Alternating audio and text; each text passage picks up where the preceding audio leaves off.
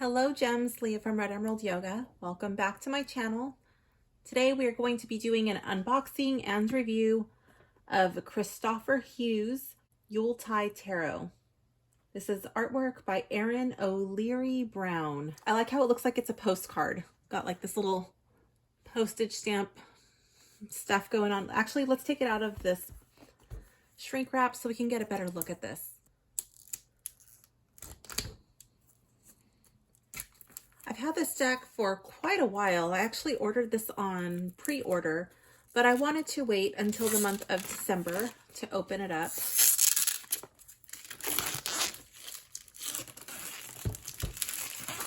One of my really good friends used to live right next door to me, and she moved away out of state. So she gave me this as a gift, which is actually pretty funny because I was like the Grinch. It's basically like Christmas with the Cranks. And so we didn't set up any decorations. And so they went out and they bought us a few and they kind of forced us to decorate. And so this is my way of keeping her spirit here with me. So I'm going to actually send her a picture of this. I just decorated my table like this yesterday and I thought she would get a kick out of it. So anyways, let me lower this camera a little bit. Okay, so let's check out the front that I was telling you about, how it looks like a little postcard. Really cute. I do like the art from the cards that I did see.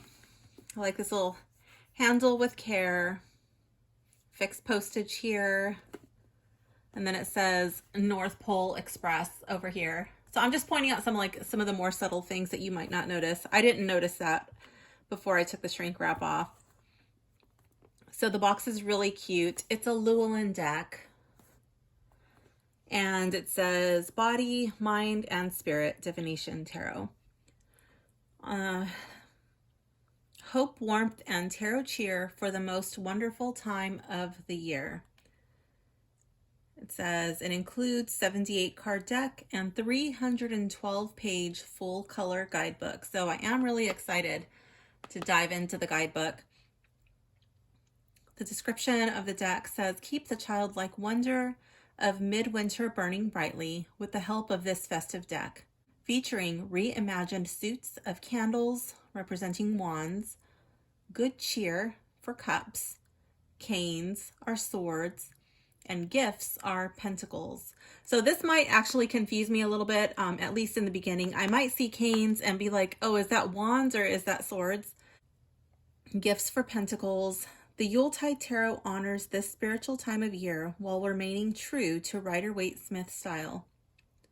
Best-selling author Kristoffer Hughes guidebook presents detailed descriptions of each card's keywords, meanings, and holiday lore, as well as festive, unique midwinter spreads that will deepen your connection to this magical season. Oh, okay, let's dig in. This is kind of like opening a Christmas gift. Very pretty. It has some writing on the inside. Let's see, the inscription says, on the shortest day and the longest night, my gift to you is the warmth of light. This is really pretty. It looks like it's gift wrap. I love how the image is slightly off-centered to give it like a handmade look, and it looks like it's tied with twine. Very pretty. Then we got this little ribbon, which I like. Wow, that's a nice and hefty guidebook. It's got some weight to it. So it says that it features 5 new spreads that embody the holiday spirit. Oh my goodness. This is going to be nice. Ooh, look at how pretty that is. We have a nice gloss to the pages. Okay. Can you stay? I like the font, the magic of midwinter. The typography is really pretty. Very pretty.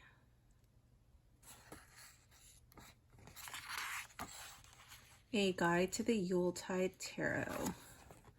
So it goes into the tarot basics, the major arcana, the minor arcana, spreads, acknowledgments, and then there's some recommended reading. So this is the first edition.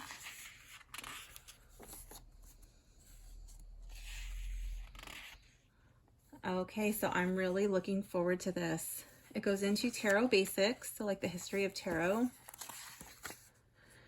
how to read the cards, the Great Yule Tree, the major arcana. Oh, there are definitely renamed cards here.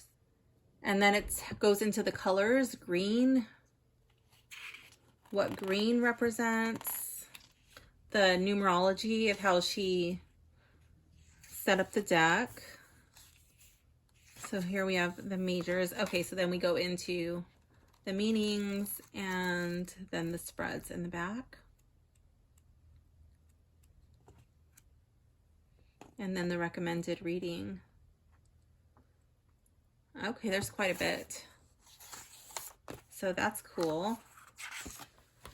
If you are a book lover, then you will definitely like the reading list. Okay, so this seems sturdy enough. It's sturdier than most. And the ribbon looks like it's securely attached. I'm tugging on the ribbon because I just had to repair some of my decks recently. I do like that this one does have a little pull thing. I just have to find where it opens. Is this it over here?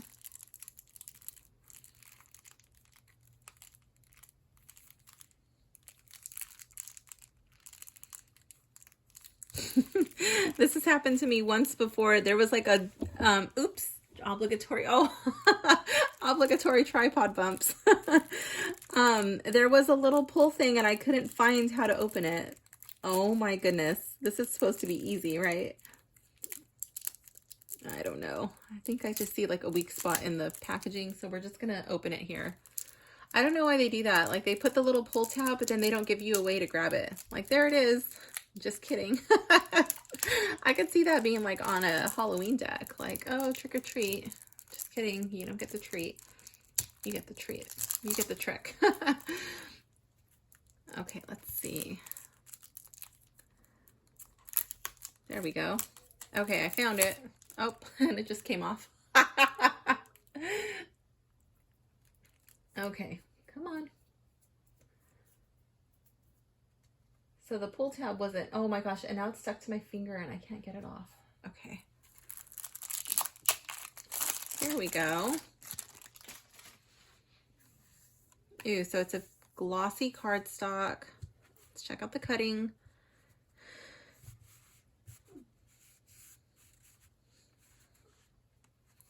It's not silky smooth, but it's not very rough either.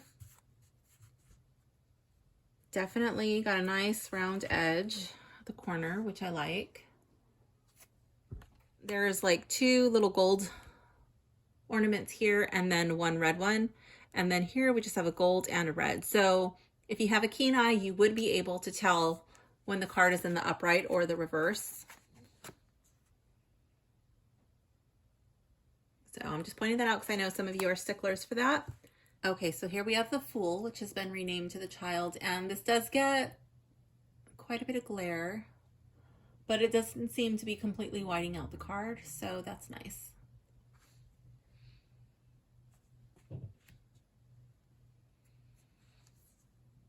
Here we have the Magician, which has been renamed to the Magus.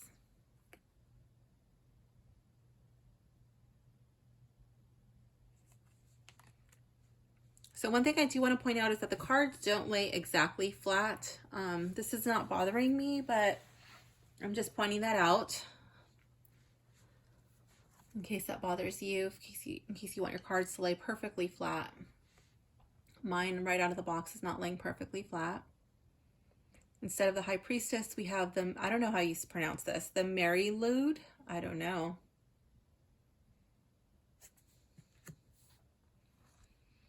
The Empress is the Matrona.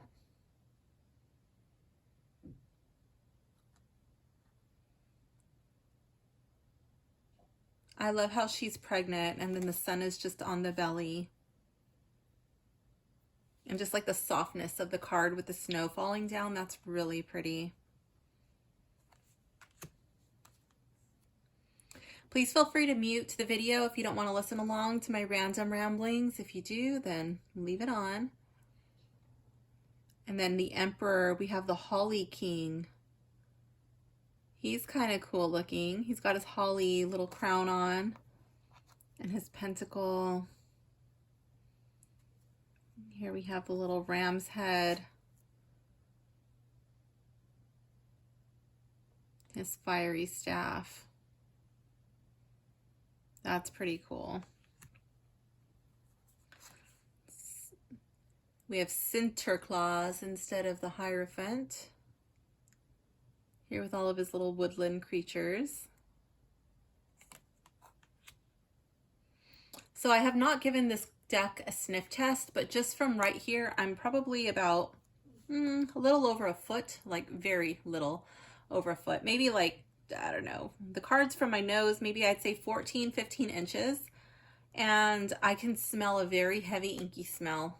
That's why I have not given these a sniff test yet. I'm kind of letting it air out a little bit before I stick my nose in there.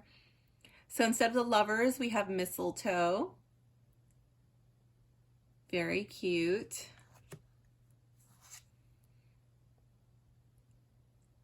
Then we have the chariot. I love Santa's sleigh being the chariot. I don't really know if I would have preferred all of the reindeer or just the two, but that's cute. Strength. I like that. Ooh, this card is a little bent. Did I do that? I had to because, wow. So these cards are not very durable. I'm pretty gentle with my cards. I feel like that just happened when I was turning it over. I'm going to be even more careful. So instead of the Hermit, we have Father Christmas. I love his little lantern. He's bringing some gifts.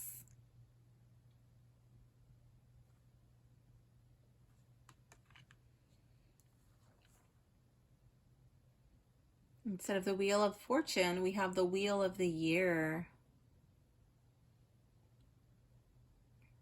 Interesting. Oh, that's kind of sad. Here we have Justice, and this little boy has got a bag full of coal. No presents for him. Oh my goodness. He was very naughty.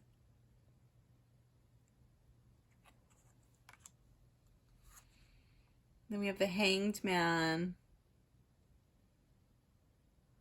What is in his hand? What is he dropping? I don't know what those are. Very interesting indeed. Ooh, Death.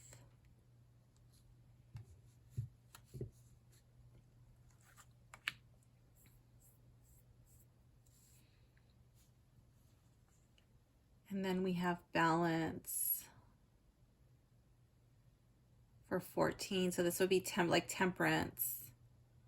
Trying to find balance. We have these clocks. Like,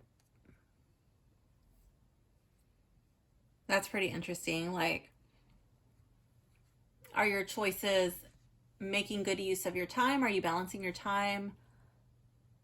Are your choices taking away from your life? Are they hindering you? Are they prolonging your life? Oh, wow. Are they prolonging the time you have with others? That could be like so interpreted so many different ways.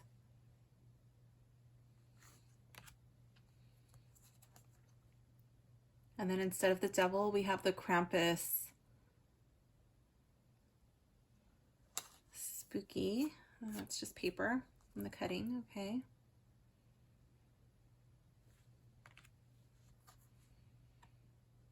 The lightning tree instead of the tower. Oh my goodness. Those trees light up pretty fast. And the star.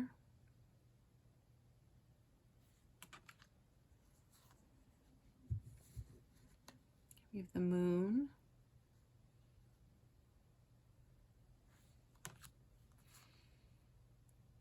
The sun.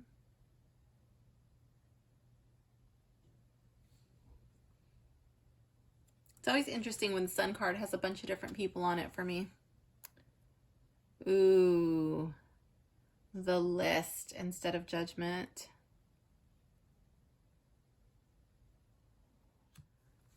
Then we have the world.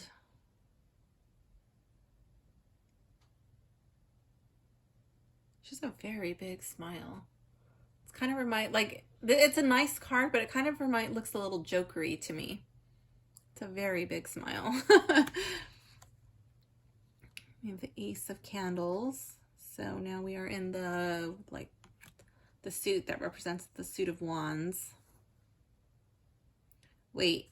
Oh, they do theirs like this. Okay, so this is not going to be, let me move these out of the way. So here we have the Ace of Candles, the Ace of Good Cheer. So this would be like the Ace of Cups, the Ace of Canes, like the Ace of Swords. Okay, so that would give me swords vibes with the snow and it being cold. That would remind me of air. And then the Ace of Gifts, Pentacles, like real world stuff. Okay, I can see that. And then the Two of Candles. Okay. The Two of Cheer.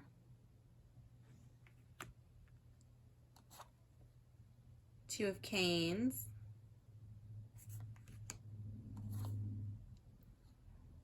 Two of Gifts. Okay. Kind of an awkward way to be carrying those presents. It's really got to like put even pressure and balance them. Okay. Not my favorite card, but okay. Three of Candles.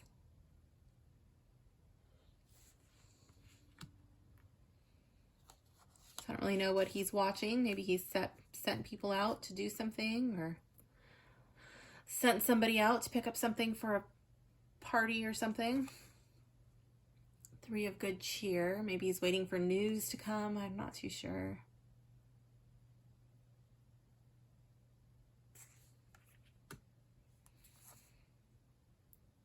Three of Canes. Oh, stabbing the poor little mushroom.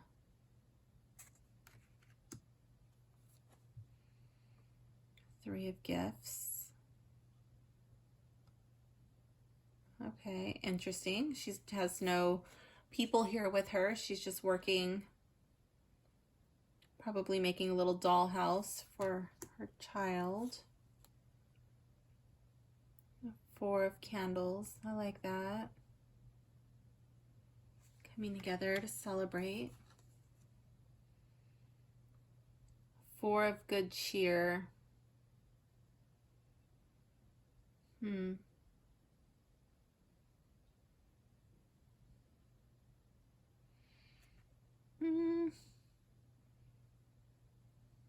Okay.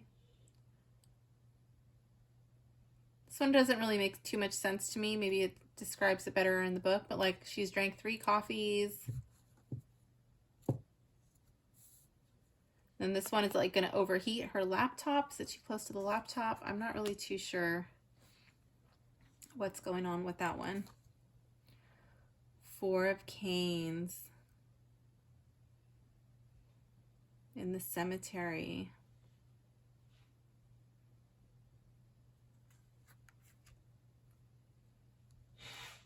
Interesting. Four of Gifts. Ooh, that's very Scrooge-like. Like, do I want to give this to you? Or all of these are mine. I bought these for you, but now I don't like you anymore. Now you have upset me. Now you don't get it. Five of Candles. What is this? Are they arguing over the bill or what's going on here? Five of Good Cheer. Okay. I like that one. Five of Canes. Ooh, this little brat stole all the candy canes. He knocked over the snowman and they're upset. He just looks like he took it and left. 5 of gifts. Okay. I can see that. They're out in the cold. Got the stained glass windows with the gifts. 6 of candles. Okay, this looks like they're in a parade, waving to all the people. Everybody's waving back. And 6 of good cheer. Okay, so this looks like maybe they're going to visit somebody. Oh wow, this deck really stinks. It's very, very inky, so strong. I don't think I'm going to do a sniff test on this. I'm not sticking my nose in this deck. This is super powerful. It's kind of giving me a headache, actually. 6 of canes.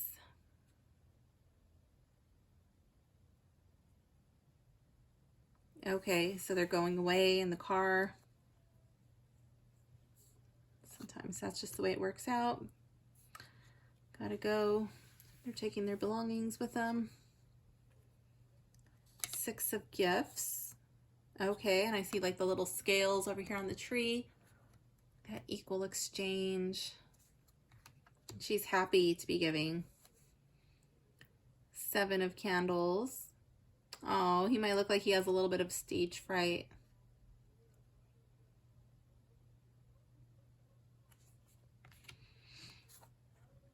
7 of good cheer. Okay, the snowman doesn't know what he wants. So many options available to him. He really looks like he's looking at that gingerbread person. He's like, oh, but if I try to catch him, he's gonna run away. I don't know if you can hear that. My neighbor's outside. I didn't think the joke was that funny, but she's over there cracking up. 7 of canes. Oh my goodness. So he's taking all of the candy canes.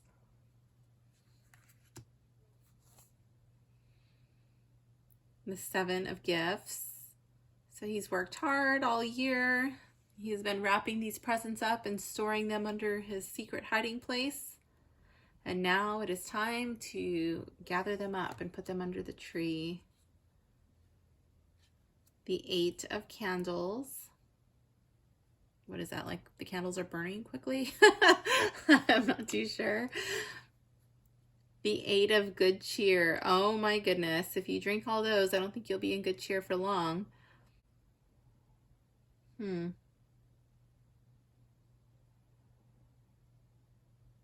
Interesting.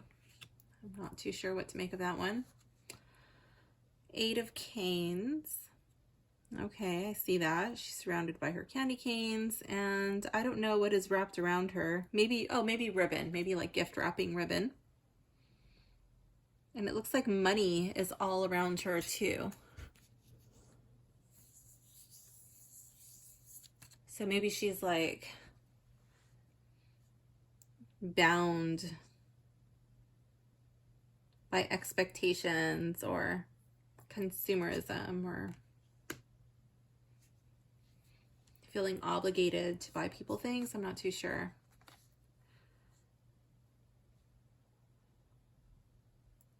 Eight of gifts. You can tell this person has been diligently working on their gift wrapping skills. Very nice packages. Oh, 9 of candles. His paper bags are breaking in the rain.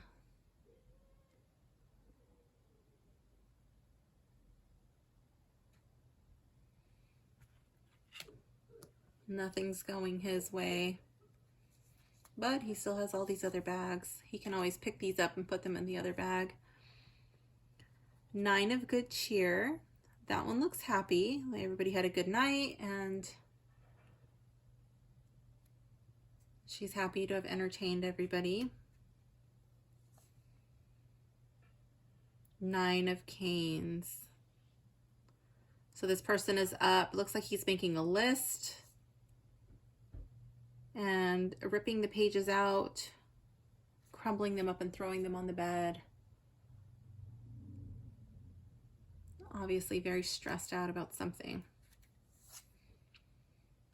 The Nine of Gifts.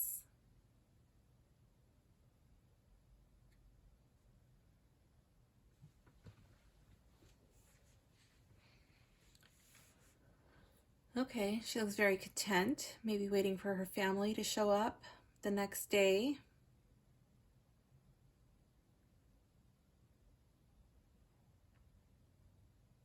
Very simple walls, but her fireplace is pretty, and she's got like a big room, big tree, so it's kind of interesting, an interesting take on the Nine of Pentacles. I have to say that this is not my favorite interpretation of these cards, at least not from the images. 10 of Candles. This looks like bills and receipts to me. It's just too much. She's trying to keep up with the Joneses. 10 of Good Cheer. That's cute. I like it with the mistletoe and all of the little cups on the tree. And kids playing in the background.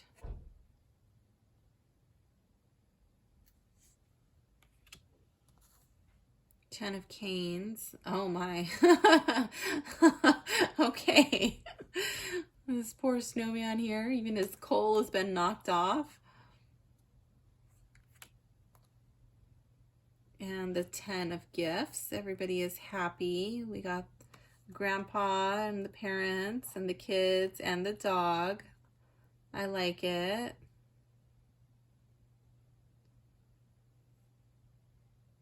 Everybody's smiling. King of Candles. Okay. Thing looks warm and cozy. Like his red chair, his red slippers, red robe and pajamas. A lot of passion. King of Good Cheer.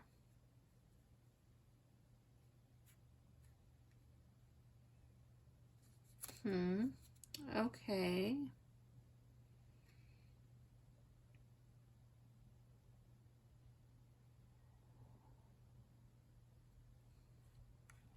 There's a lot of cards in here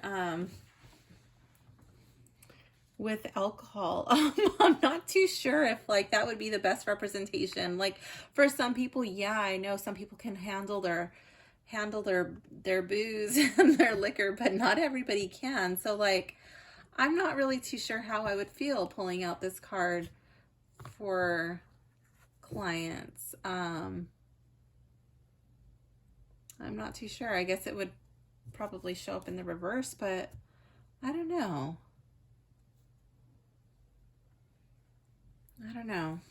Not too sure. King of Canes.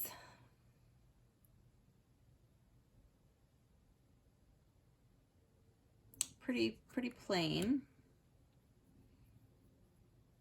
Just him and his cane and the snow in the sky. King of Gifts.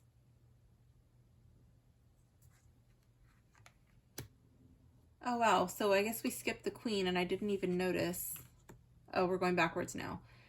Okay, so Queen. We've got the Queen of Candles with her candles wrapping the gift. So how is the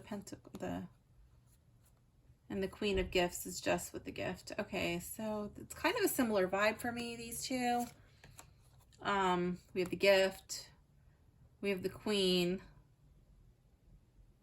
we have the tree. I don't know, it's very similar to me. I do see that these people are in the same room, the King and the Queen. And then the King and the Queen here, same room, same chair. Okay. Queen of Good Cheer. She's drinking a martini, looking at her crystal ball and writing her Christmas cards. Okay. Was she like checking in on everybody? Interesting. Queen of Canes. Wow, these the court cards for the canes, they're very cold looking. Knight of Candles. That's cute. Looks very childish. The Knight of Good Cheer. So this knight appears to be a child to me because he's over here playing with his train, but this one is drinking and he has a card. He looks much older to me. The King of Good Cheer. Even though, I mean, all of the knights, for the most part, the Knights of Cups have a cup, but this one, I don't normally consider it to be alcohol, but this one, I immediately think, oh, he's having a glass of wine. Knight of Canes. This sled. He still has a very cold expression to me. Almost angry. The Knight of Gifts. So we got him here with like, I don't know if that's a book or a tablet. His little bonsai tree and the toy horse. Okay. And then the page. Okay, so the pages are a very young child. Page of Candles. But this page is a lot older. This one's drinking like some, I don't know, some sort of punch or something. Page of Canes. This one looks like a child to me. Maybe like a preteen. She at least looks happy. And then the Page of Gifts. Writing in the journal or something. I'm not too sure. With all of the gifts. I don't know. I have mixed feelings about this deck. I don't really know if I like it or not. I'm going to give this book a little sniff test and see how the book smells. Whoo! Very inky, and I mean there's a lot of ink on these pages. There's a lot of color. So yeah, definitely very inky, but the cards smell more than the book.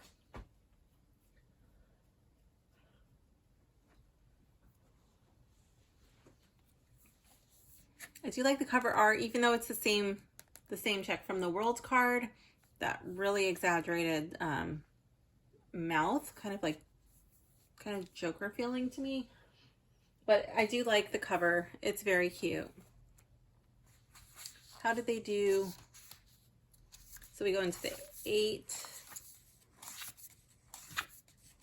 So I don't like the way that they do this, how they're set up by number instead of by suit. I prefer the guidebooks to be set up by suit. That's just my preference.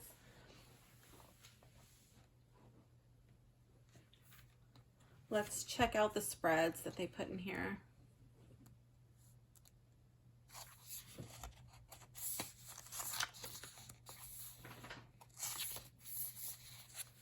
Okay, so we have the Yule tree spread.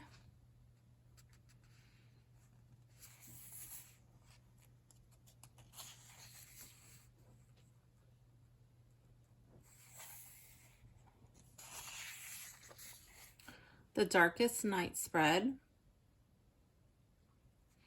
the Three Ghosts spread, and the List. Okay, we will do a spread from the book at the end of this video.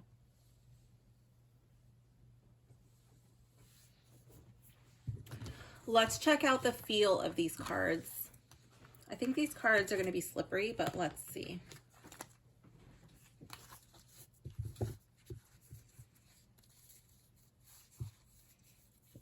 Yeah, they're pretty slippery. Do they get fingerprints?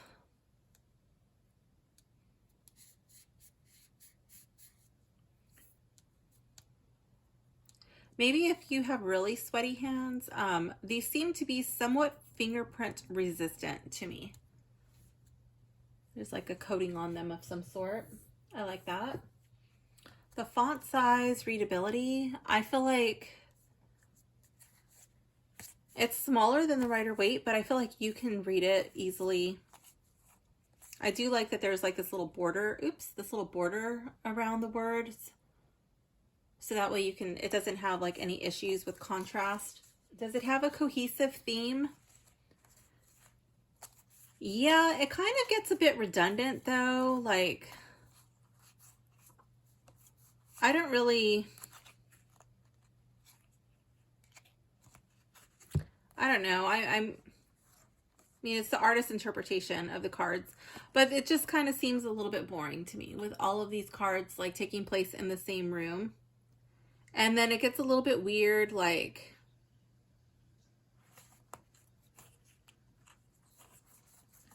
where is it? Okay, over here. Like, good cheer. She doesn't look that happy to me. Like, why don't you look that happy if she's supposed to be a child, you know? And it's the page of good cheer. I just feel like she should look happier. Like, maybe she's drank too much punch. I don't know. He kind of looks a little sad to me. He doesn't look that happy. And that's the Knight of good cheer. The Queen looks happy. The King,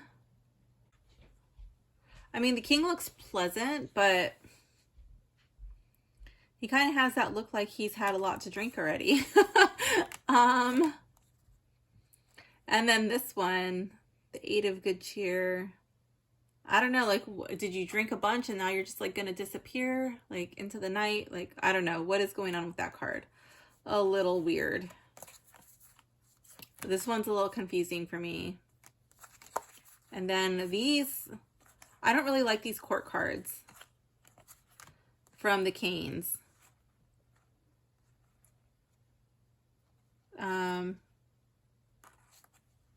Don't really like those. That one's kind of cute. The Page of Canes, but these are the ones I don't really like.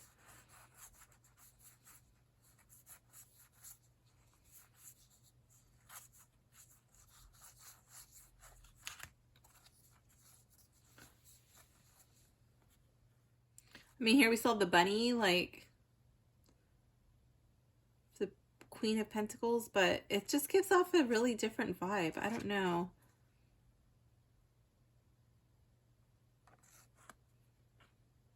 And then these kids don't really look that happy. It's just kind of weird for me. I don't know.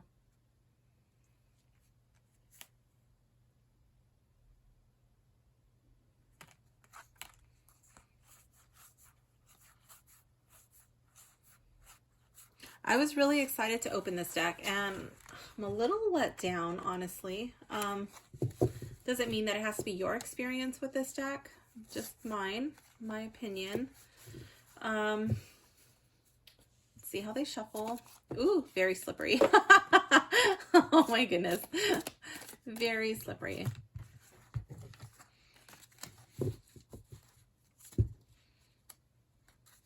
Let's see how they shuffle like this. They do shuffle well right out of the box, but because they're so fragile, I'm actually not even sure which way I would prefer to shuffle. Because that one, it kind of like bent just when I was moving it and flipping it over. Like, are they safer like this, or are they safer? Are they safer like this? Like, do they have more chance to like fly around and get corners banged? I'm really not too sure which way would be the safer way for me to shuffle.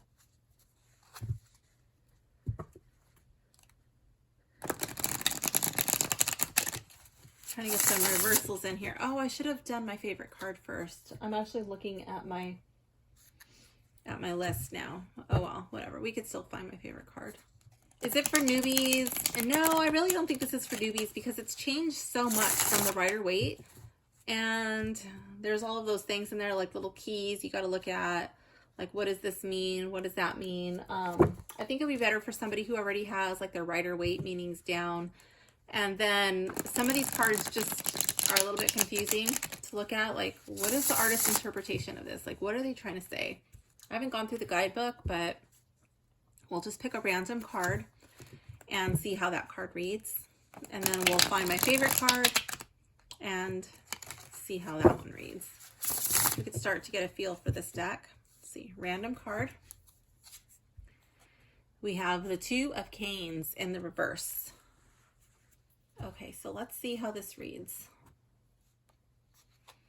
Okay, so we'll read the upright and the reversed. Let's see, let's just scoot this over. Okay. So the Two of Canes, indecision, ignorance, restoration of peace. Peace is a fickle concept and one steeped in Yuletide lore and tradition. Yet, paradoxically, this might be the very season that reminds us of all that is unpeaceful in our lives. The person in this card poses a question. Are they acting defensively, or are they ignoring what is going on around them? Should one hide one's head in the sand, or has the situation gotten to a point where all they can do is surrender to the moment? This is a card that stirs the unpeaceful nature of the mind and strives to confound and bewilder. There is the desire for the restoration of peace, but the question remains, how do we achieve that? There are times when a situation requires grace, but that in turn is a difficult thing for some people to muster, especially when we have backed ourselves into corners that we seemingly cannot escape from. So that would be in the upright, it looks like. The divinatory meaning is there may have been a quarrel or a feud or some unrest that involves another person, or two concepts are at loggerheads, and indecision and stubbornness prevent movement and reconciliation. Something has to give. Forgiveness comes naturally from understanding. But perhaps the person you need to forgive is yourself. Indecision will not serve you, and allowing another sun to set on a quarrel will benefit nobody. What might be an uncomfortable moment or discussion will be worth it in the end. And in the reverse, like our card was, you sense a deep betrayal and simply cannot see a way to resolve or reconcile the matter at hand. It appears to be irreparably damaged, and this might just be the case. If so, it is time to surrender to the cold truth and find a way to move on. Okay, so I do see that, like, when this card is in the reverse, I feel like it's you're finally coming to look at the elephant in the room.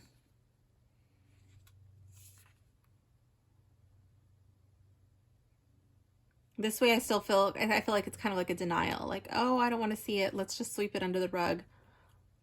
I don't want to look at that. But when it's in the reverse, I feel like it's like you've come into the acceptance stage.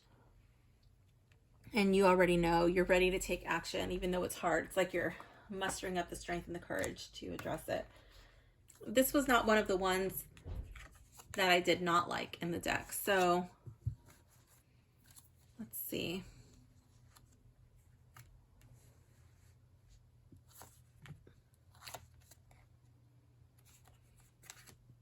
This is going to be my favorites pile over here.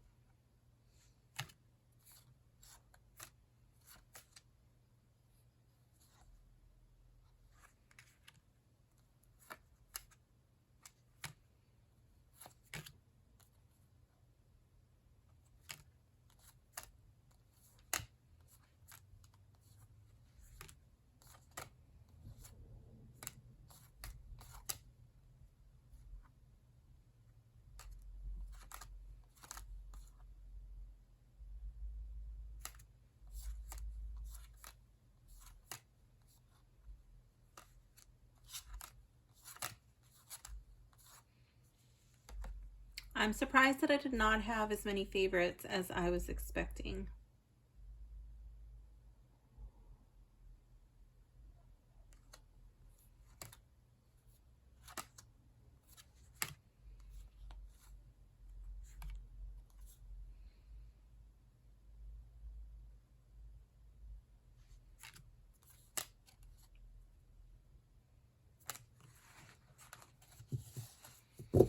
I really thought that I was going to like this deck. Okay, let's see which of these is my favorite. So I don't have too big of a stack this time. I'm going to do these in the upright so I can really take in the card. Oops, obligatory tripod bump.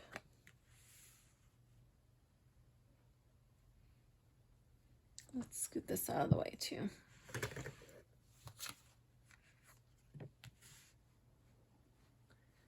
Maybe one more. I don't know.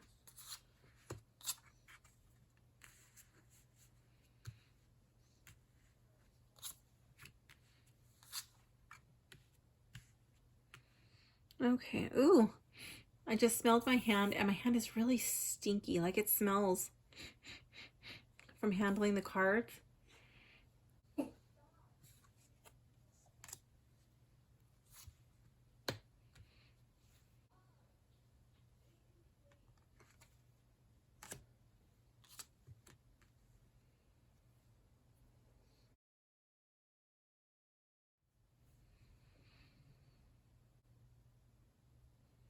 Out of these two, because they're pretty similar with the mistletoe, I'm going to go with this one, the close-up.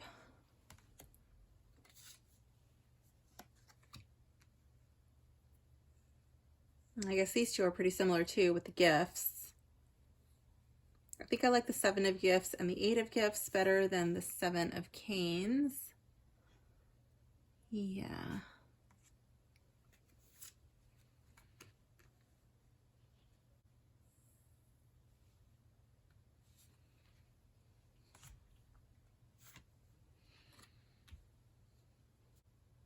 Out of these two, I'm going to go with the 10 of canes. Okay, so these are my final 10.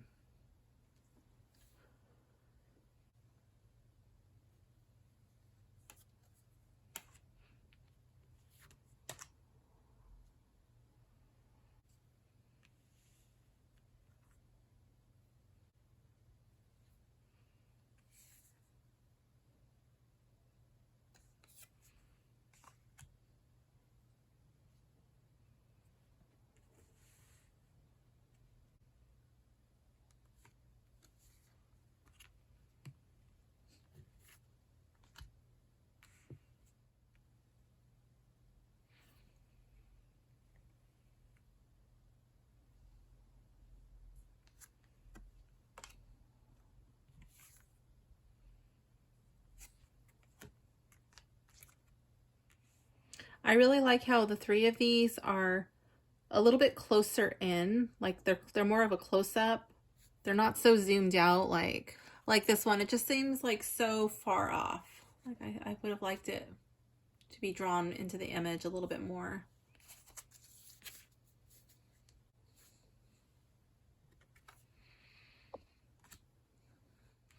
I like both of these cards.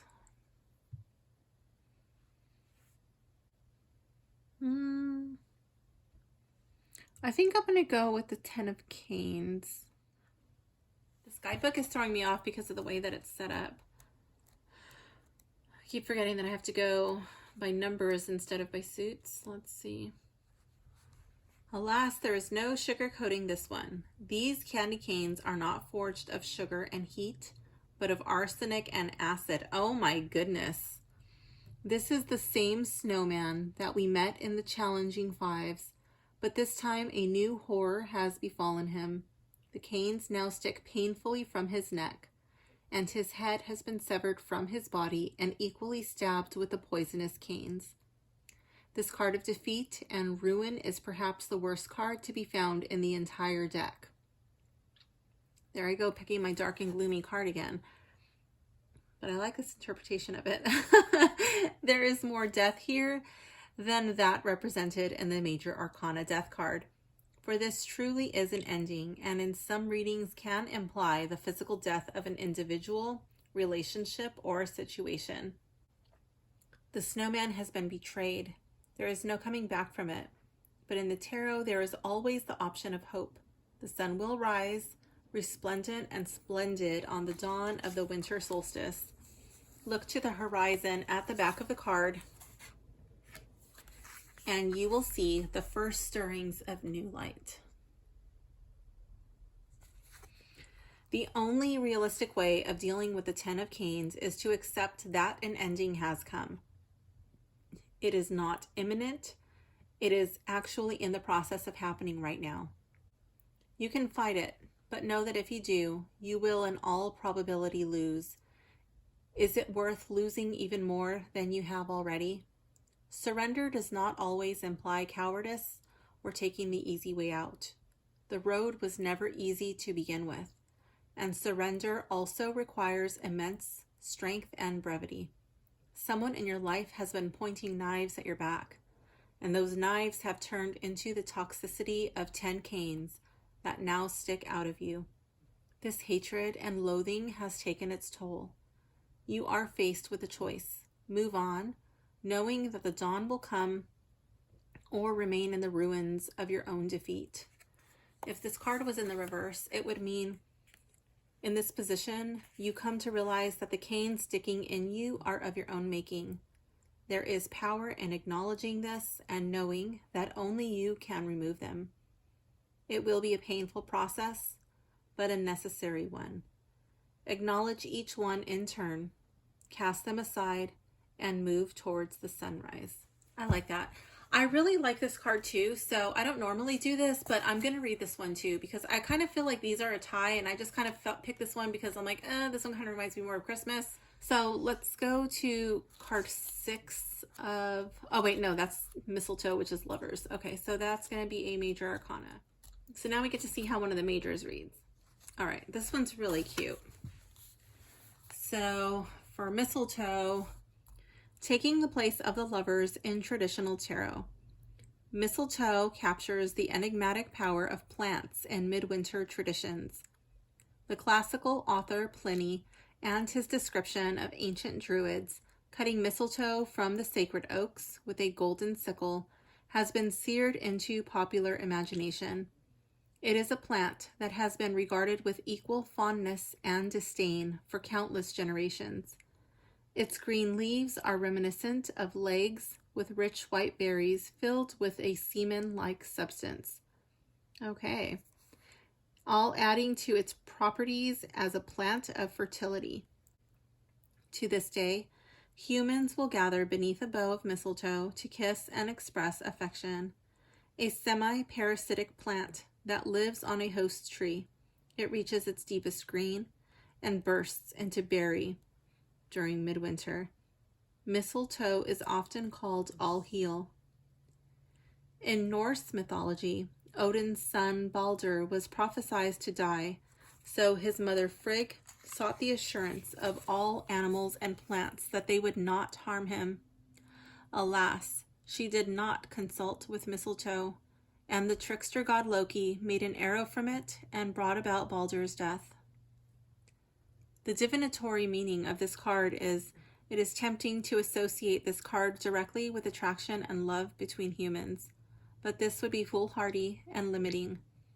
This card indicates the potential for love in a given situation and its expression, but often this can be a card that implies what is required is self-love and the union of opposites within yourself. That's how I normally attribute this card, like a balance between the masculine and the feminine energies, the yin and the yang. The mysterious hand reaching from above asks you to consider external forces that may well be impeding or interfering with the harmony required to balance the situation. There is attraction here, but stop and question the intent of that attraction, for all may not be as it seems. In questions of relationship, this card can mean romantic love, but take guidance from the cards around it as to the nature of its expression. and the lesson it is attempting to impact. If this mistletoe card was in the reverse, it would mean there is one form of expression in matters of the heart that is the most dreadful of them all: unrequited love. Perhaps the sticking matter of this situation is that the powers of attraction and harmony within it are one-sided. If this is the case, then balance will not be achieved, and habitual patterns of repetition will persist. So I like the way that that card reads. Let me go to one of the cards that I don't like and see how it reads. See if I can change my mind about this deck. It has happened in the past. Sometimes I've really not liked certain decks, and then I go to read them, I get to know them, and I'm like, oh wow, I actually hated this deck, and now I love it. So let's see.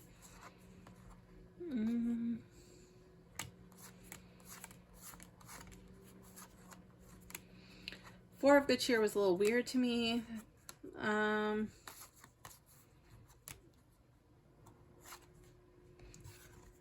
really didn't like this one. Like, why does he look like a child? And then, like, to me, it's just like some of the knights and the pages are not consistent. Like, they don't have consistent ages for me. And I usually associate a page with a very young child, but here the knight clearly looks younger than some of the other pages, which is throwing me off. So let's do the Knight of Candles. Okay, so let's see what he has to say. The Knight of Candles is an enthusiastic individual who loves to explore and has an eagerness of travel and adventure. They like to know how things work and how they fit together, and as such make excellent scientists and engineers.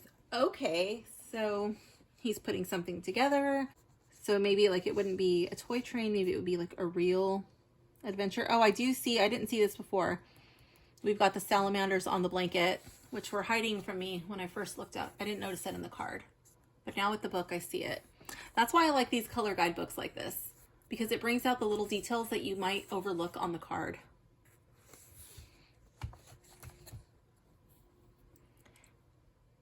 They are self-assured and have a sense of purpose and direction, but they may lack the stamina to see a project through to its conclusion. They are easily bored and will move on to the next new thing. They are exceptionally charming, and people are drawn to their sharp minds and quick wit, but they lack the maturity and discernment of their parents. Okay, I can see that.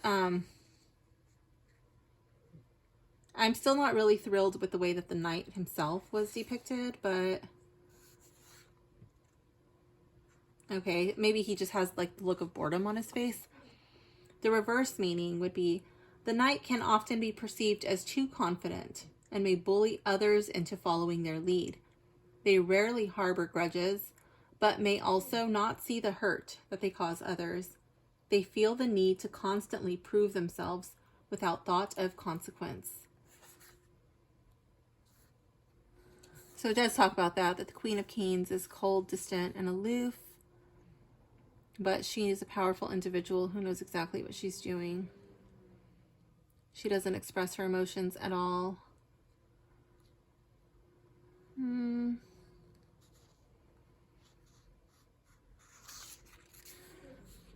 Let's check out the King of Good Cheer, because I didn't really like him.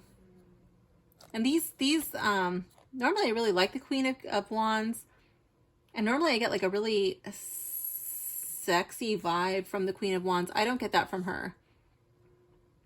Although it does say that she's more than comfortable in her own skin. Unafraid to express themselves.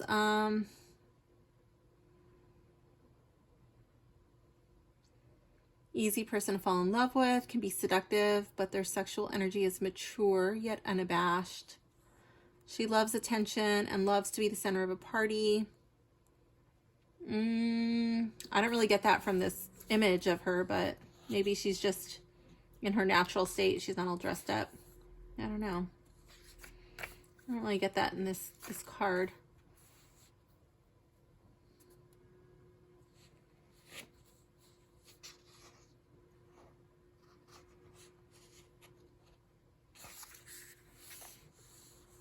Let's see the King of Good Cheer. This just seems so weird to me. I don't know. This strong-willed individual is very much in charge of their emotions, demonstrating such control that they often appear stoic and aloof.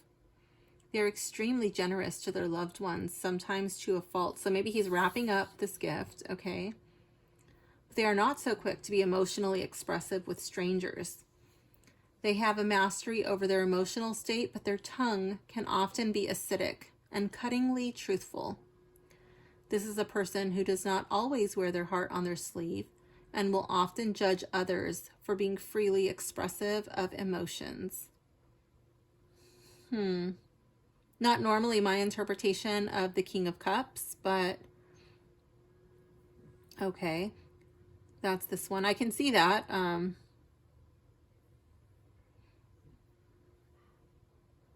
In the reverse, this is the face of dishonesty and corruption. Often in this position, the king has been hurt by past issues and is reacting inappropriately. They are using their own talents and creativity in manners that are deceptive and harmful. Hurtful. Deceptive and hurtful. Okay. Well, maybe I can change my mind about this deck. Where was one? There was one, an 8. The 8 of, what? Good cheer? The 8 of good cheer. Here we see the influence of the 8s on our mental and emotional state. To introverts, the very thought of the office Christmas party can cause their blood to run cold. For many people, the holiday season comes in a package of forced goodwill, with the additional pressure of obligatory social gatherings. In the 8 of good cheer, this individual simply does not want to be in this situation any longer. They have had enough and are unable to hide their feelings. Regardless of the temptation of fine cocktails, it is difficult to smile without feeling utterly false. There is another side to this card, where social events and gatherings of this nature remind us of the past and of good times that we once shared with others, but the memories have become uncomfortable. The man in this card is not arriving. He is zipping up his coat to leave. The temptation of cocktails and good time is not enough to keep him here anymore. It is time for him to remove himself from the equation. Okay, so I like that.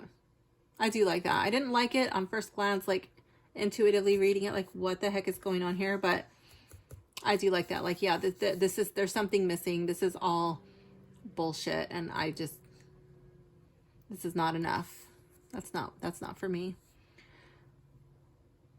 There are times when in order for things to change for the better, you have to admit that things have reached their natural conclusion and it is time to move on. This is not to suggest that you have not enjoyed the process or gleaned satisfaction from it. It has simply run its course. Your connection to a situation is no longer filling your cup in a manner that satiates you. There is a new journey ahead, so zip up your coat, pop a hat on, and walk away.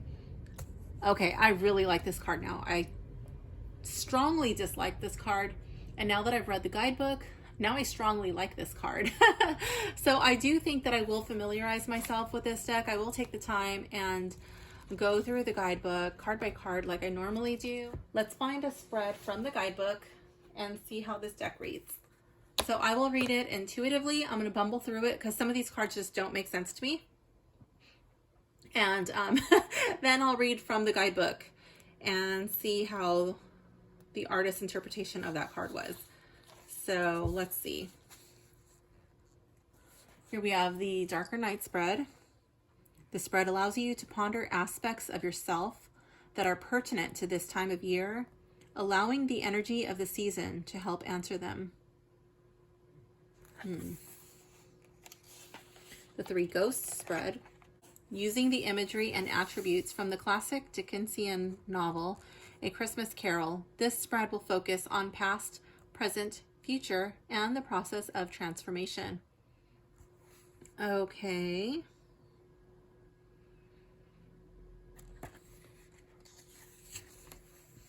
And the list. This spread looks at the nature and dynamics of relationships both within yourself and others. Shuffle the cards into the following pattern and interpret. And remember to check it twice. I thought there were 5 spreads. 1, 2, 3.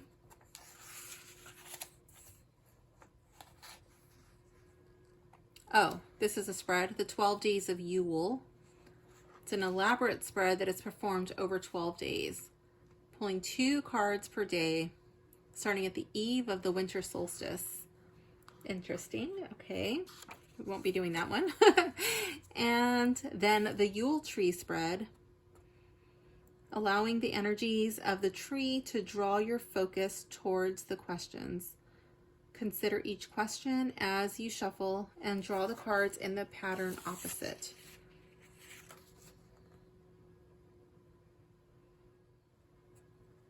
Let's do the 3 ghost spread. We're going to do this one. So this will be a made-up reading for nobody in particular.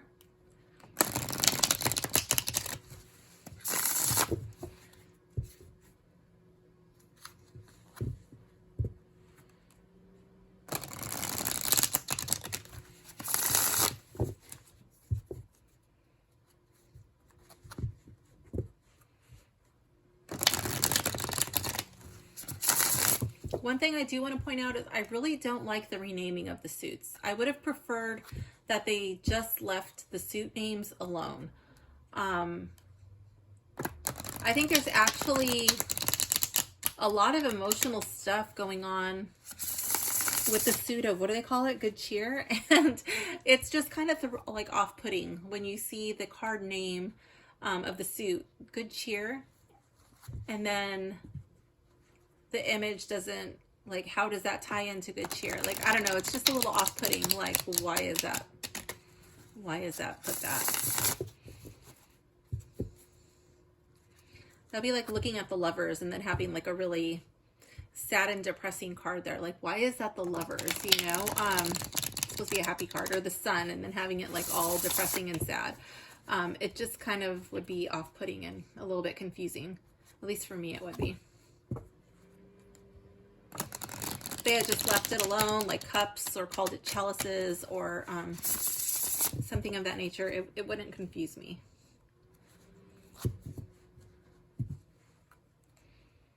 The candles and the candy canes, okay, but just like the good cheer, that's just like, what?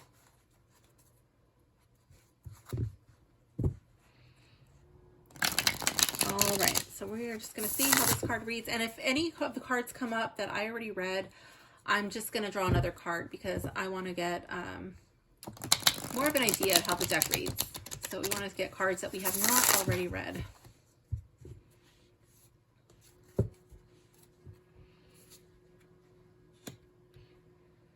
So card 1 is the Scrooge. What of your shadow self is keeping you in a soul miser state?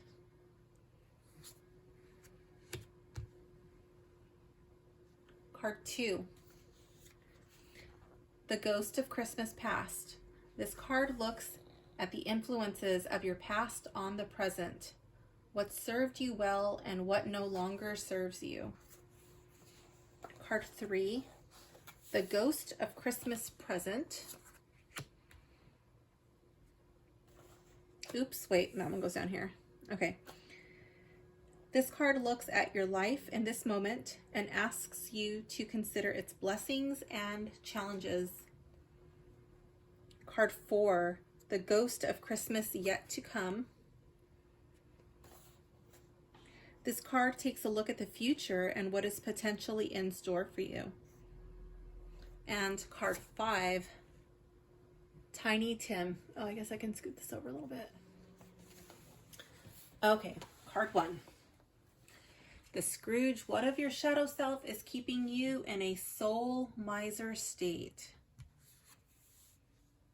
The 9 of Candles. Okay, so seems like nothing is going your way. When it rains, it pours. You know, you're doing your best and trying to make people happy, getting your girlfriend these special candles that she wanted, and then the bag just rips and now they're all dirty and she's going to be pissed off and disappointed. You know, just like you just can't seem to get a break. It's just really pissing you off.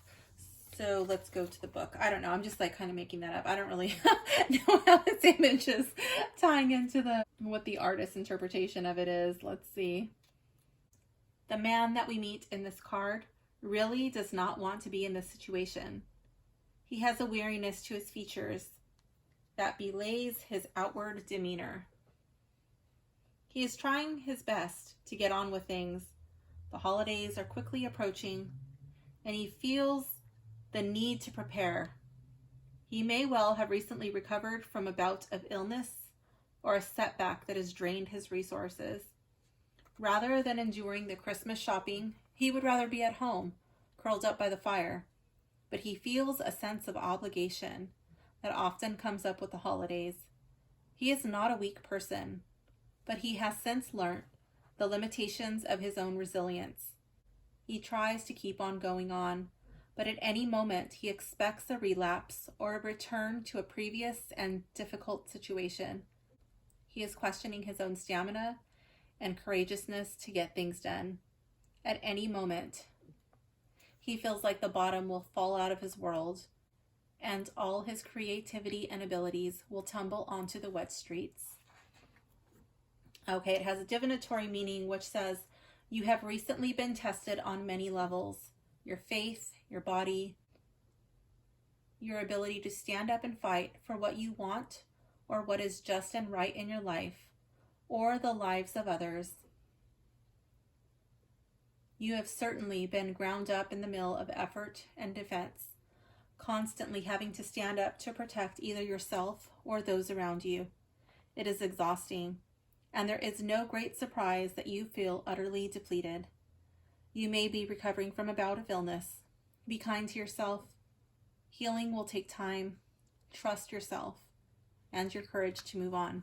Now, if this card was in the reverse, it would have a reverse meaning saying, your actions have become foolhardy, and your defensiveness is a sign of a deeper, more cutting issue that has been ignored thus far. There is a point where the need to defend becomes a problem in itself, as it locks everyone and everything out. The sense of isolation you feel is because you are now alone in your battle. Let people in and allow yourself to listen. So card 2, the Ghost of Christmas Past. This card looks at the influences of your past on the present. What served you well and what no longer serves you. Here we have Matrona, which is like the Empress.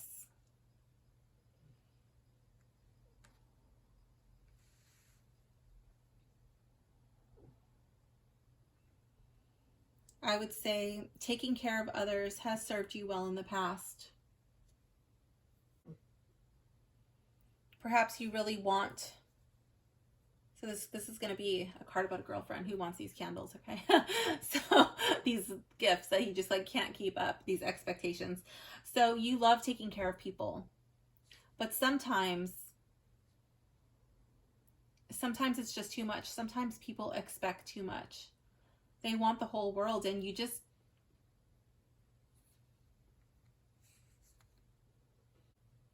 it's weird because normally the Empress has like a very warm, springy vibe, like everything is growing, and there's really nothing growing besides what's inside her belly, and then the forest that's like way off in the distance. So I feel like your efforts are not, they're not producing fruit, but they're not entirely wasted. There is somebody or something that you are doing that is bearing fruit. Let's go to the book. This will definitely be one of those decks that I have to connect with before I'm able to read with. That may not be your story, but it is for me. Matrona, birthing, nature and nurture. The child has encountered the organized forces of the universe in the guise of the magus and the potential for unifying those powers in the Marilude. These highbrow, profound concepts reach out from the chimney's darkness and serve to embody the mysteries. Now the child, so that's the Fool, experiences the power of the Great Mother, the Matrona, who is heavily pregnant with the light hid within the child. The Matrona is a doorway through which the light is revealed here on earth. She is the giver of life and the divine nurturer. In many traditions, she is Mother Nature. In Germanic folklore, she can be seen as Frau Holly, Mother Hulda. In Judeo-Christianity, she is Mary, the mother of Jesus Christ. Her dress is the green of the forest, reminding us that even in the dead of winter, she holds the promise of spring. The mistletoe sprigs that adorn her dress remind us of the magic of fertility and creation. It is the Matrona that rebirths the newborn sun on the dawn of the solstice. In that spirit, she contains the essence of that magic. She is the hope that the solstice represents. She is surrounded by water in its frozen state. In time, it will thaw as she births the light of the child into the new year. The water captures the magic in that there is no new water on earth. It comes from and returns to the mother in an endless cycle. Divinatory meaning. Creation takes time. Do not rush headlong into a situation without first considering the time it needs to properly gestate. If you rush, then the situation will attempt to unravel itself prematurely. No benefit will come of this. Consider also that nature is a two-way street. If the situation is one-sided, then someone will starve and wither.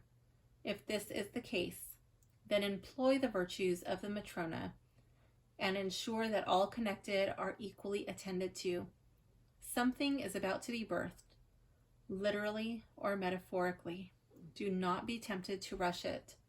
No good will come if you are pressured into premature manifestation. And I feel like that's really what this guy's body language and these fallen candles in the rain are reminding me of. Like, he's being pressured into impressing his girlfriend to live up to her expectations, to live up to her friends and her family's expectations, and that's just really not sitting well with him. If this card was in the reverse, it would mean, is this situation being nurtured correctly, or are you trying to coerce the issue into being something that it cannot possibly be? Not enough time has taken to ensure a beneficial outcome for all concerned. Something is stuck in the way of the current that is required to manifest the right outcome. Figure out what that plug is and find a way to remove it and allow your creative powers to flow in tune with the right current. Okay, so this is the Ghost of Christmas Past. This looks at the influences of your past on the present. What served you well and what no longer serves you. Yeah, so I would say, like, you really enjoy taking care of others, but the one that you are focused on taking care of, that person's not in a position to be able to give back at this time. Yeah, the Ghost of Christmas Past, that would be somebody who you try to take care of, you try to nurture, you try to create something out of, you wanted to like bring this love to life, and it just stayed cold and barren. The spring never came. It was never brought to life. And this card is the Ghost of Christmas Present. This card looks at your life in this moment and asks you to consider its blessings and challenges. So here we have the Four of Good Cheer. So I see this person is probably distracted. This person is on the phone, also looking at the laptop, not really liking either what she's hearing or what she's looking at. She's probably being worked too hard. She's drinking all of these coffees. You know, she's got another one. And I feel like this coffee is set way too close to her laptop. And I feel like it's going to overheat. I feel like this person is very capable. They have all of these binders and these certificates or degrees on the wall, all of these files. You know, this person's very accomplished, but she's overworked and she's so focused on these certain tasks. You know, she's not really, I don't know, I'm going to call this a cup of shaga mushroom tea. Like, this person's had way too much coffee, you know, and the person's on the phone saying, like, you know what, you need to stop drinking coffee. Have some shaga mushroom tea.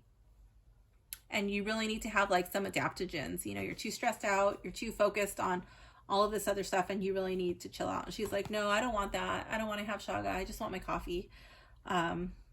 Let's see. You're too stressed out.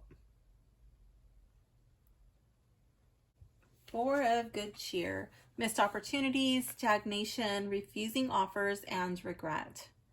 And the Four of Candles, the sense of four walls gave meaning and significance to the experiences contained therein. A sense of joy, safety, and security, all wrapped into one. In the Four of good cheer, the experience of being contained, whilst pleasurable to some extent, has waned.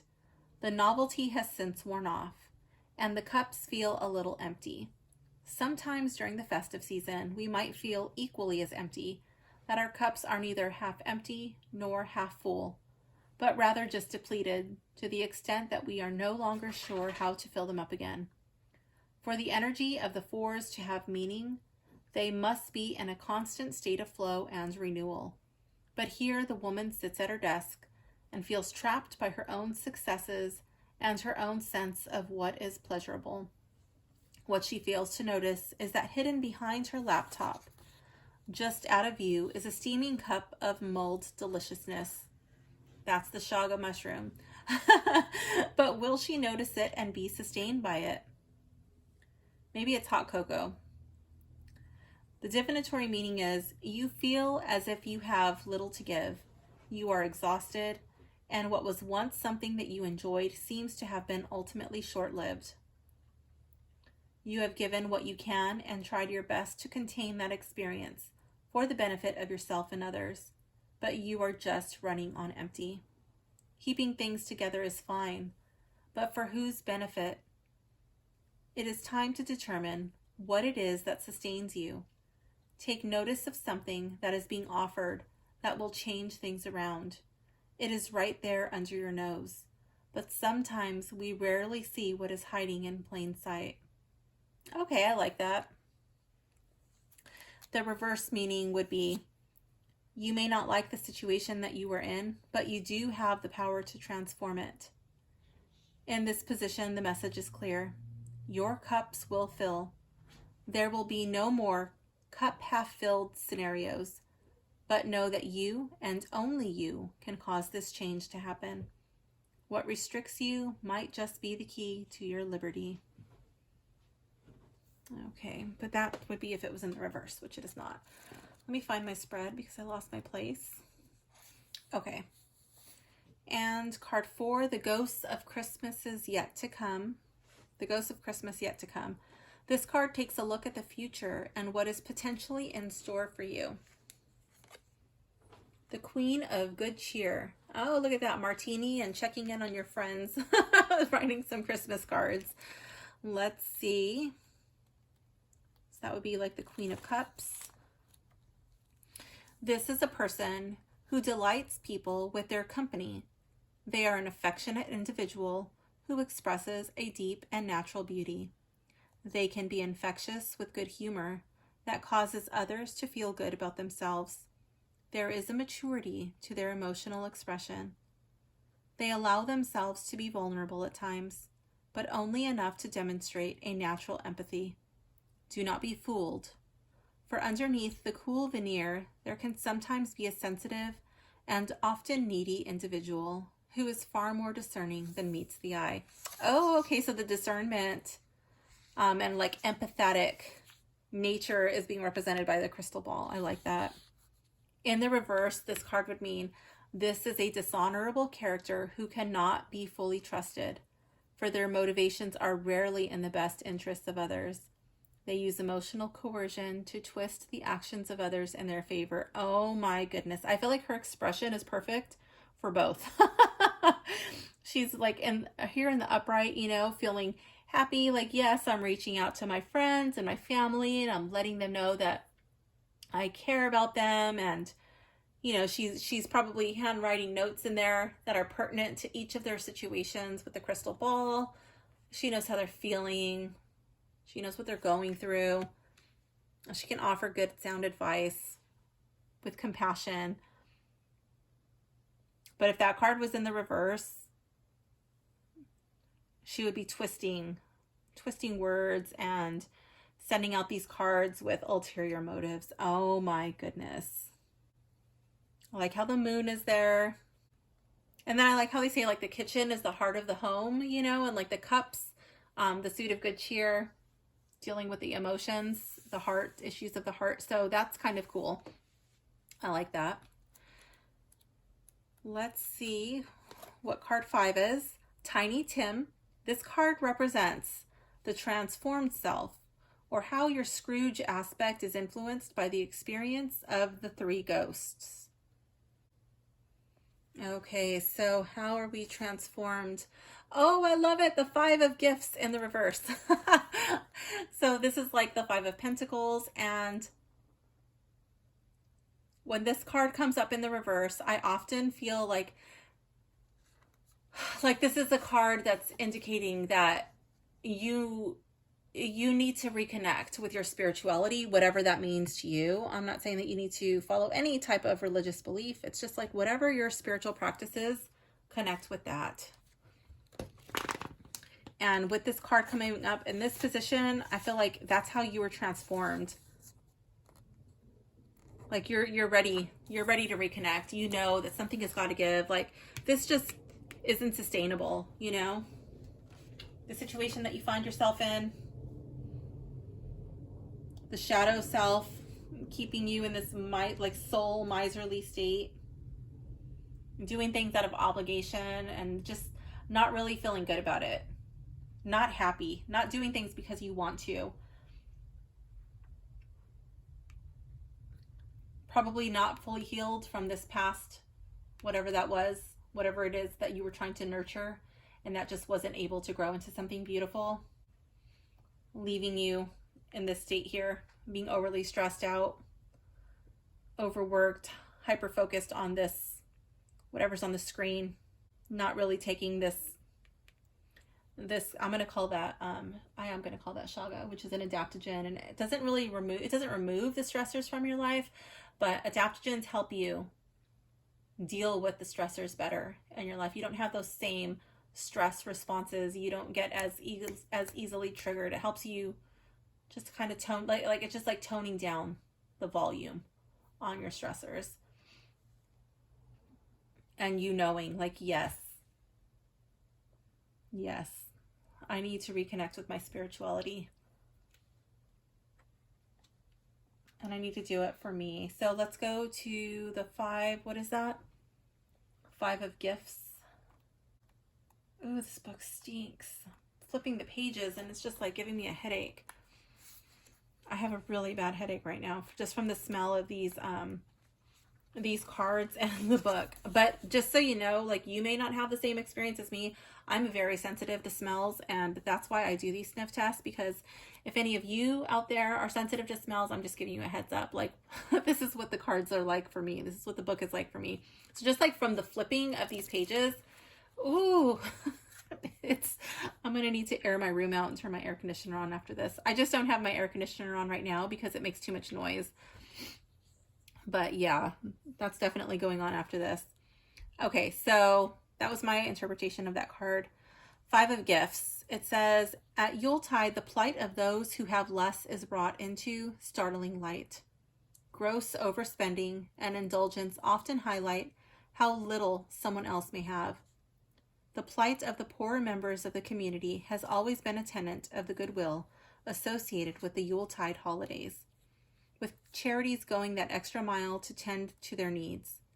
This division between the haves and the have-nots is glaringly evident during the holiday season. This has another countenance, where so many people fall into obscene and sometimes overwhelming debt for the sake of a few days. The Five of Gifts is a reminder to watch the purse and be mindful of what we spend and why we are spending it. This is a difficult time of year for so many people who do not have the luxury of spending masses of money on gifts and delights. The indulgence of the season can be a hurtful reminder of how little some people may have. In addition, another aspect of this card focuses on destructive forces of loneliness. To be in community, to have a network of friends and family around you, acts as a buffer when we fall on harder times. When that safety net is missing, loneliness may take its toll. It has a divinatory meaning which says, from a purely material point of view, you have fallen on difficult times and your finances may be stretched to their capacity. This card implies that you or someone close to the question at hand is in sufferance of poverty and are struggling to find a way through it. On another level, this card implies a period of intense isolation or loneliness is being experienced, a feeling of literally being left out in the cold. This can often imply that you are being purposefully excluded from certain elements of your support circles. In the reverse, it says, the worst has happened, and you find a bend in the road, ahead where your fortunes will start to turn for the better. You have suffered long enough. The wheel is moving. A situation is coming into view that will change things around for you. Hang in there. So I do have a different interpretation of this card, but I do kind of get the meaning being a little bit more monetary, with like the windows being that of gifts. I'm not too sure how I will interpret it.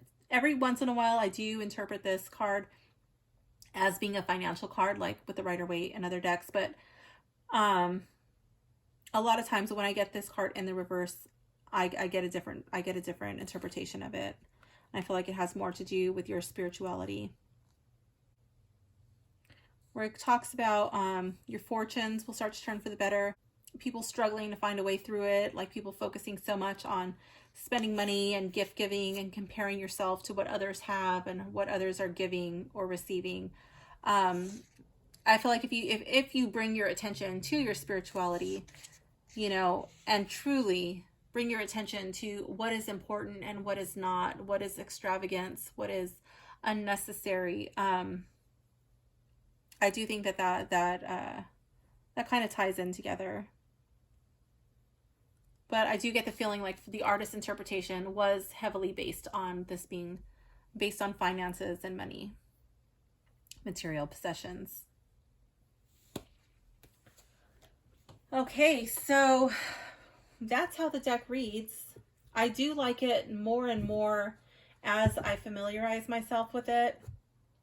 The images start to make a little bit more sense to me. Maybe this is a deck that your intuition just kicks in and you're like, oh yeah, I know what that means.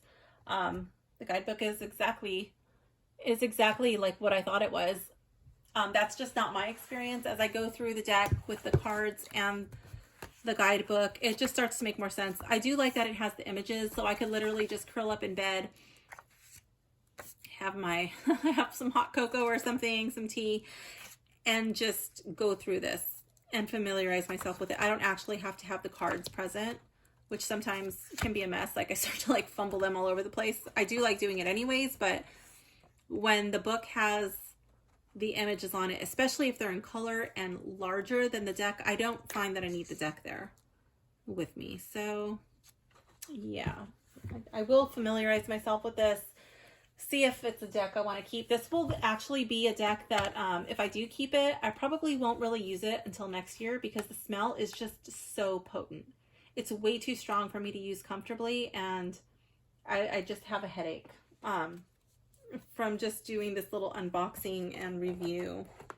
So I'm going to stick this back in here just to kind of let it chill out. Whoa, that's a really tight fit. I don't know if you can see that.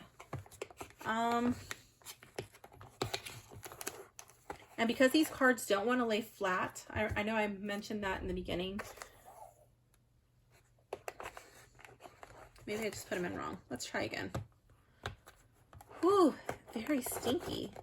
Yeah, that's very tight. I probably would keep the box in my box of boxes and then have to make a bag for this because I don't want to damage the cards. But for now, that's where it's going to be. Let me put this in here just so I can make the smell stop. Okay, so does it have a cohesive theme? Yes, I do think it has a cohesive theme. Although some of the cards, I wish that they weren't like the same, like all taking place in the same room. I wish there was a little bit more variety, especially like with my main thing is like with the court cards. The art quality is pretty good. I do think some of the cards could be zoomed in a little bit more, but that's just my personal opinion. There was nothing that appeared blurry or muted. Versus the Rider-Waite, kind of, sort of. Some cards definitely follow the Rider-Waite and others take a lot of liberty. It does not remind me of deck that I have. I don't think it's for newbies. Who might like this deck? Okay. I think people who like the winter months. It's not really focused on just Yule or Christmas.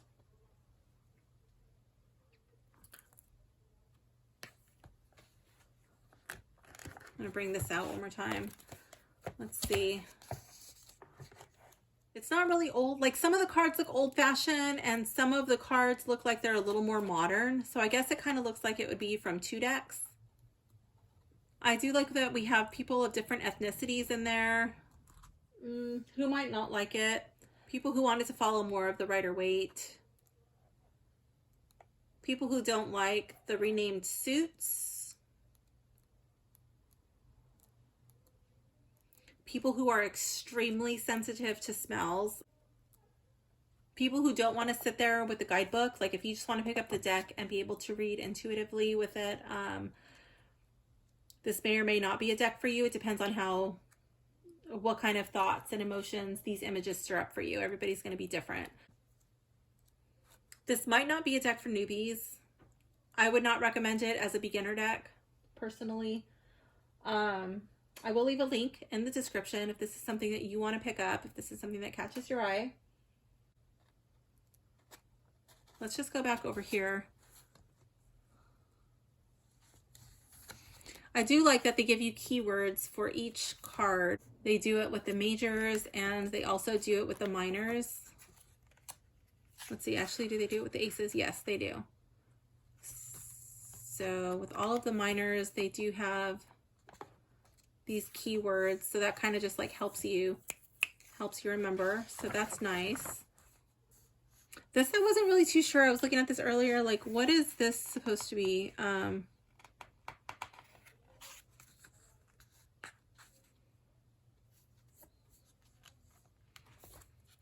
So are these like for all of these trees? Let me see. Running down the tree's center, forming decorations on its trunk are the 4 suits. Oh, I get it. Okay, so these are the 4 suits, which correspond to the elements. Okay. In turn, the 4 suits in the minor arcana consist of 10 numbered cards, and each of the numbers hold a quality that can be articulated as keywords as follows. Okay, so this doesn't have to do with the decorations that are on these trees.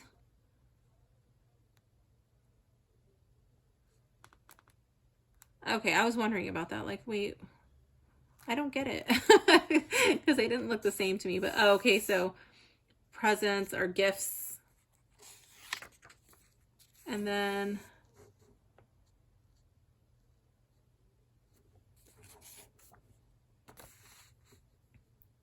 King of Candles. On the tree we have candles. Okay, so I guess they are on there. Gifts, I guess these are like toys. Okay. And then it gives you the keywords of the majors, the name change, and then like a keyword. The pages are a little bit see-through, but it's not too see-through. I think it's fine. They feel good. They just don't smell good. It's a hefty book. It's heavy. All right, so I will familiarize myself with this after it's sat there for a while. It's just definitely got to air out a bit for me before I can feel comfortable using this. But again, I'm just extremely sensitive to smells. So thanks for hanging out with me. It was a lot of fun, and I will see you soon. Bye, gems.